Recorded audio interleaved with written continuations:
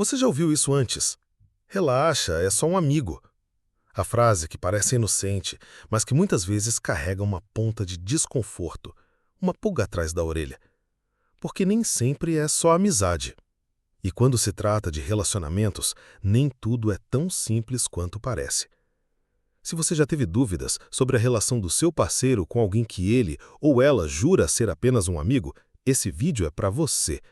Já se inscreve no canal, ativa as notificações e deixa seu like. Hoje a gente vai mergulhar num dos temas mais sensíveis e explosivos das relações: o limite entre amizade e desejo. O que define uma amizade? Tempo? Cumplicidade? Afeto? História em comum?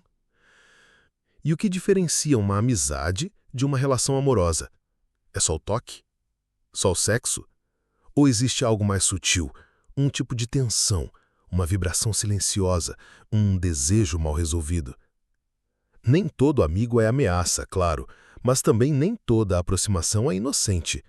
O problema não está no fato de existir uma amizade fora do casal. Está no que essa amizade representa, na forma como ela se manifesta, no tipo de energia que circula ali. O ciúme, quando aparece, nem sempre é irracional. Às vezes, ele é intuição, um aviso, uma leitura fina do ambiente emocional. Porque quem está num relacionamento costuma captar mudanças sutis, o olhar que dura um pouco mais, a mensagem fora de hora, o riso exagerado, a prioridade trocada. Quando a outra pessoa minimiza essas percepções com "você está exagerando", é como se anulasse o que o parceiro sente, e isso por si só já é um problema. Porque relacionamentos saudáveis são feitos de escuta, e a escuta inclui validar a sensibilidade do outro, mesmo quando ela parece desconfortável. A verdade é que muita gente mantém amizades que na prática funcionam como uma válvula de escape emocional. Quando o relacionamento principal está em crise, é para esse amigo que vai ao desabafo. É com ele que se ri mais, que se compartilha detalhes íntimos, que se encontra conforto. E isso, aos poucos, vai deslocando o centro afetivo da relação. Não é necessário sexo para haver traição emocional.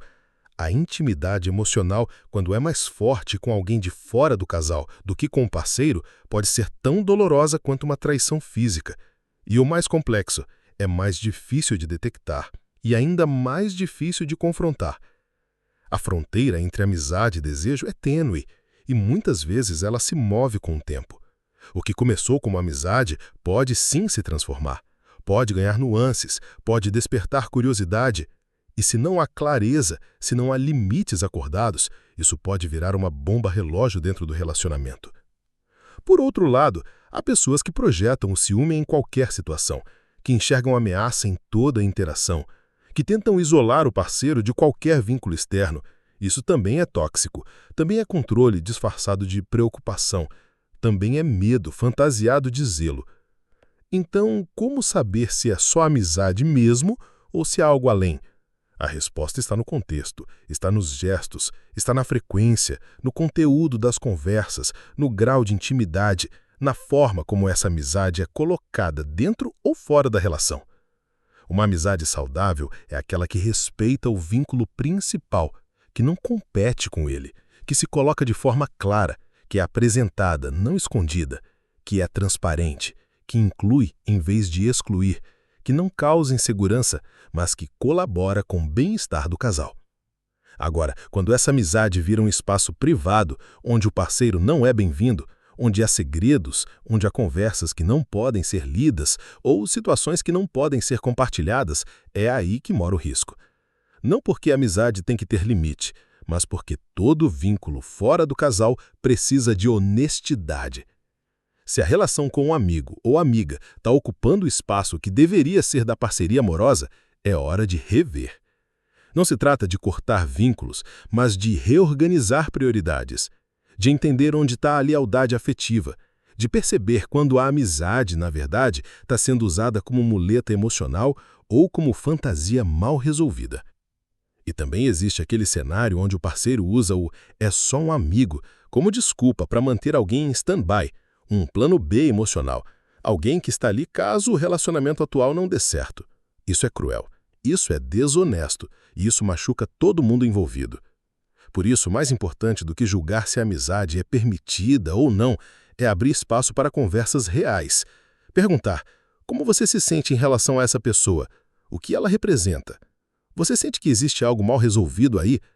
Você me incluiria nesse vínculo ou o manteria escondido? Essas perguntas não são acusatórias, são convites para reflexão, porque confiança não se impõe, se constrói, e a melhor maneira de construir é conversando, nomeando desconfortos, expressando limites, escutando o que o outro sente sem tentar corrigir imediatamente. Em muitas situações, o problema não está na amizade em si, mas na forma como ela é vivida. É possível ter amigos próximos mesmo estando num relacionamento, mas esses amigos não devem ocupar o lugar de parceiro, e o parceiro não deve se sentir em segundo plano. Todo relacionamento é um acordo, e como todo acordo, ele precisa ser revisado de tempos em tempos. As regras mudam, as pessoas mudam, os sentimentos mudam, e o que antes era aceitável pode deixar de ser. O importante é ter liberdade para renegociar esse contrato com maturidade. Se algo está incomodando, é necessário falar. Calar só aumenta o abismo, alimenta a desconfiança, deixa espaço para interpretações erradas e cria um ambiente propício para o desgaste. Falar com clareza, por mais difícil que seja, sempre será mais saudável do que imaginar cenários e acumular ressentimentos. No próximo bloco, vamos explorar como diferenciar amizade de dependência emocional, os sinais mais comuns de que existe algo além da amizade e o que fazer quando o parceiro não respeita seus limites. Mas por agora, me conta nos comentários, você já viveu algo parecido? Já desconfiou de "é só um amigo"? Ou já usou essa desculpa para não admitir o que realmente sentia? E claro, se você quer continuar acompanhando esses conteúdos intensos, profundos e cheios de verdade sobre amor, desejo, relacionamentos e saúde emocional, se inscreve no canal agora, ativa o sininho das notificações e deixa seu like. Aqui a gente fala sem tabu e com muito respeito. Quando se trata de distinguir uma amizade verdadeira de um envolvimento emocional camuflado, os sinais estão nos detalhes. É na frequência das conversas, no tipo de mensagens, nos segredos compartilhados, no quanto essa pessoa interfere ou influencia nas decisões do seu parceiro. Vamos ser diretos. Não é errado ter amigos. E não existe problema nenhum em manter amizades antigas, com laços fortes.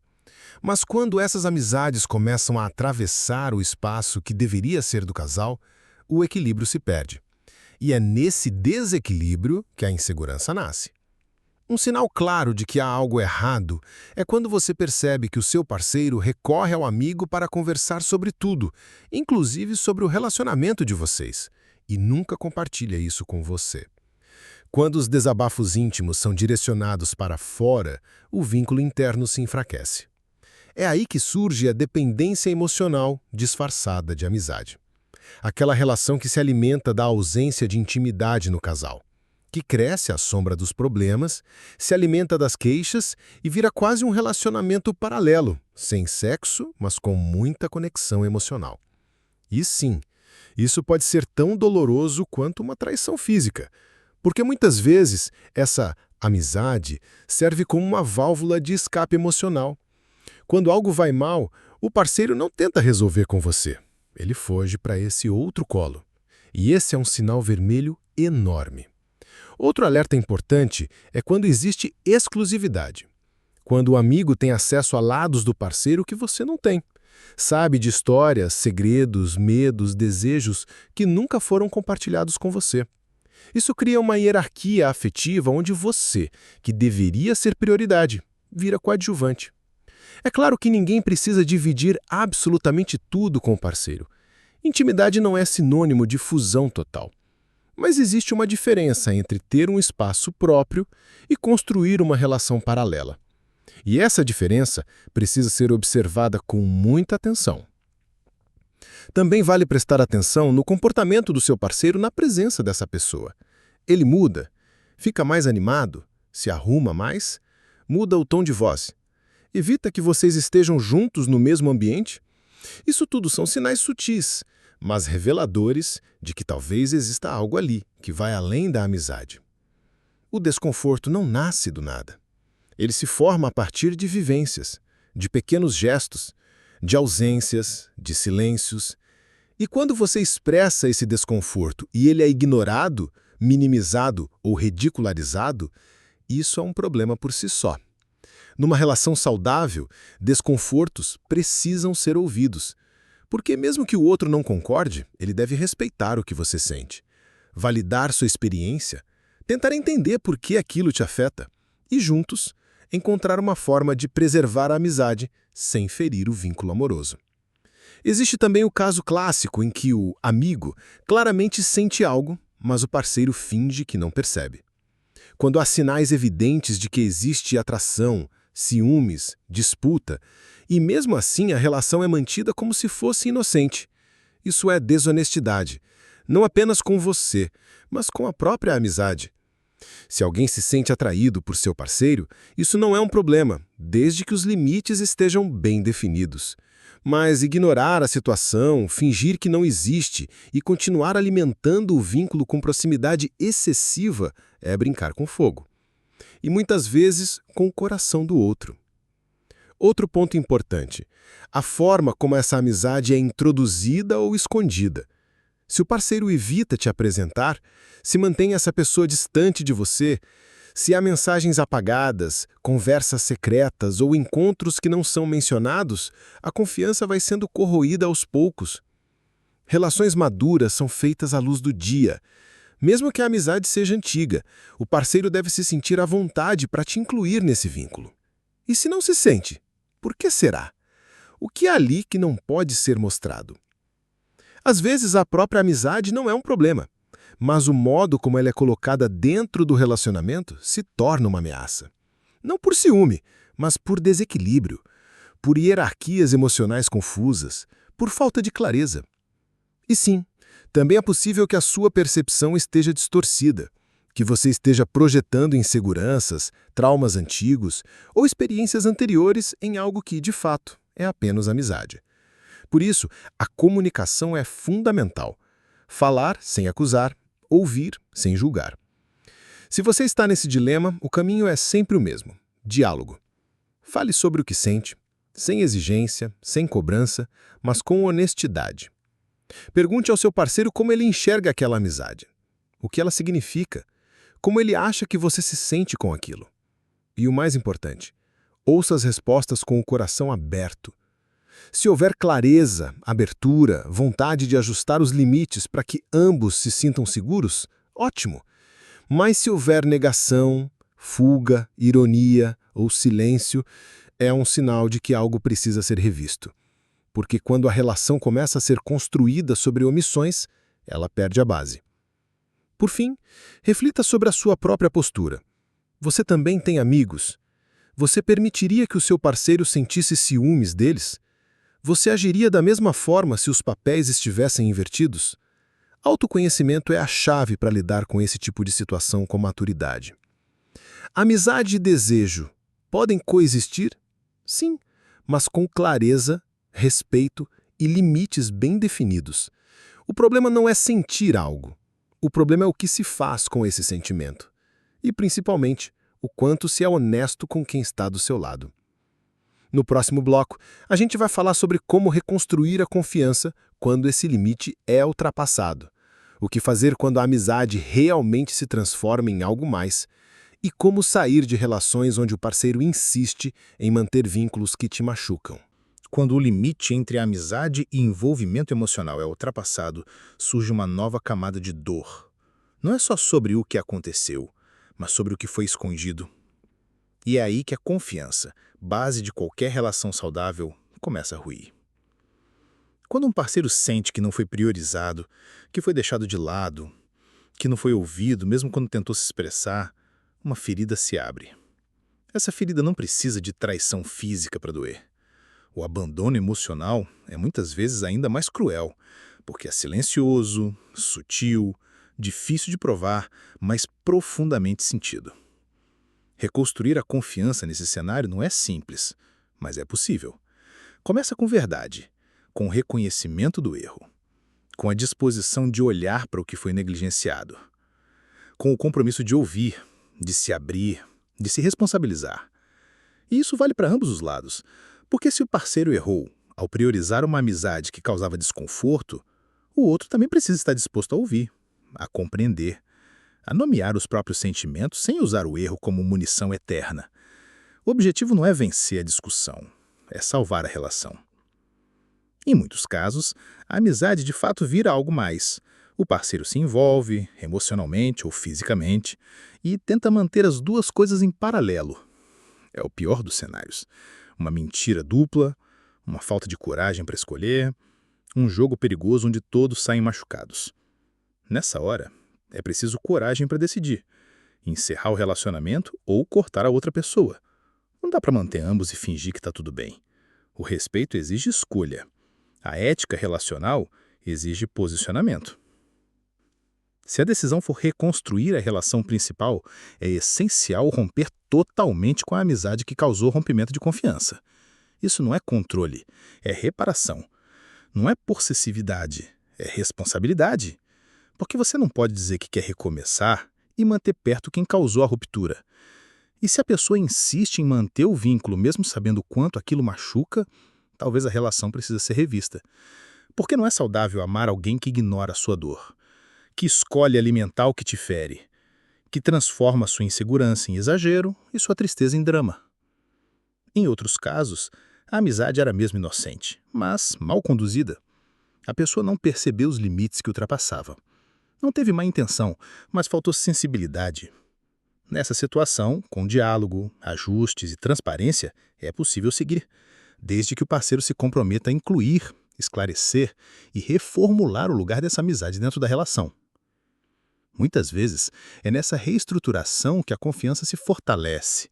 Quando a pessoa percebe que sua dor foi ouvida, que sua presença foi priorizada, que seus limites foram respeitados, ela relaxa. E ao relaxar, ama com mais leveza. O que antes era cobrança, vira entrega. O que era medo, vira confiança. Mas quando o parceiro reage com irritação, sarcasmo ou negação diante da sua dor, isso acende o alerta. Porque quem se importa, escuta. Quem quer ficar, cuida. Quem ama, reorganiza o mundo para que o outro se sinta seguro, não como obrigação, mas como escolha. Por isso, preste atenção. Como seu parceiro reage quando você fala sobre esse desconforto? Ele desvia? Ele minimiza? Ele te culpa por sentir? Ou ele se abre, reflete, ajusta? A forma como ele lida com a sua insegurança diz muito mais sobre o futuro da relação do que a amizade em si. E aqui vale uma verdade difícil. Às vezes a amizade realmente era só amizade, mas o relacionamento estava tão fragilizado, tão desconectado, tão distante, que qualquer presença externa parecia ameaça. Não por culpa do amigo, mas porque o vínculo principal já não estava nutrido. Nesse caso, o foco não deve ser a amizade, e sim o relacionamento em si. O quanto vocês estão conversando? Estão se ouvindo? Estão se priorizando? Quando a base está forte, as ameaças diminuem. Quando a conexão está viva, o ciúme se dissolve. Não porque desaparece, mas porque não encontra espaço para se expandir.